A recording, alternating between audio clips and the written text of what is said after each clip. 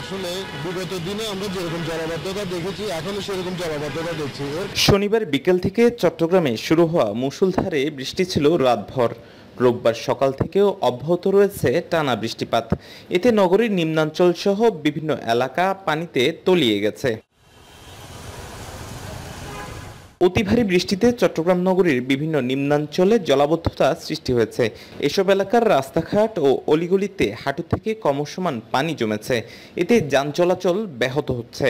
পানির কারণে যানবাহন আটকে থাকায় রাস্তায় যানজট সৃষ্টি হয়েছে। এতে ভোগান্তিতে পড়েছেন পথচারী ও যাত্রীরা। আসলে বিগত দিনে আমরা যেরকম জলাবদ্ধতা দেখেছি এখনো সেরকম জলাবদ্ধতা দেখছি। এর কারণ হিসাবে আমি মনে করি সরকারের কোনো প্রতিষ্ঠানের সমন্বয়ভাবে কোনো কাজ করছে না। আপনি দেখেন আমাদের এখানে যে ফ্লাইওভারটা করেছিল, ফ্লাইওভারটা করার পরে এখানে রোডের মধ্যে যে কাদা ময়লা বালি ছিল আজ পর্যন্ত কোনো কিছু আমরা দেখলাম না সেটা পরিষ্কার করার জন্য। ওয়াসা কড়াকড়ি এখনো চলতেছে এবং সিটি কর্পোরেশনে তেমনভাবে অ্যাক্টিভভাবে আমি কাজ করতে দেখতেছি না। তো সব কিছু মিলিয়ে দেখলাম আমরা যে আগের অবস্থানে এখনো সেই আগের অবস্থানে আছি। আমার তো মনে হয় আমরা এখনো সেই পর্যায়ে যেতে পেরেছি বলে। নগরীর বিভিন্ন এলাকার মধ্যে চকবাজার আধুনিক চক সুপার মার্কেটের পাশের সড়কে ক্রমশমান পানি জমেছে। একই অবস্থা হয়েছে চকবাজার কাঁচা বাজারের পাশের সড়কেও।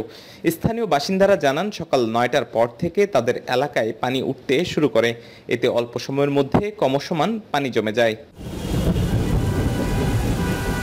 নগরীর কাতালগঞ্জের বৌদ্ধ মন্দিরের সামনের সড়ক ও আবাসিক এলাকাতেও পানি জমে রয়েছে। জলাবদ্ধতার কারণে সড়কে যান চলাচল কার্যত বন্ধ রয়েছে। বিকল্প সড়ক দিয়ে গাড়ি চলাচল করছে। তবে সংশ্লিষ্টরা আশা প্রকাশ করেছেন দ্রুত সময়ের মধ্যেই পানি নেমে যাবে। ডেস্ক রিপোর্ট, দৈনিক অর্থনীতি।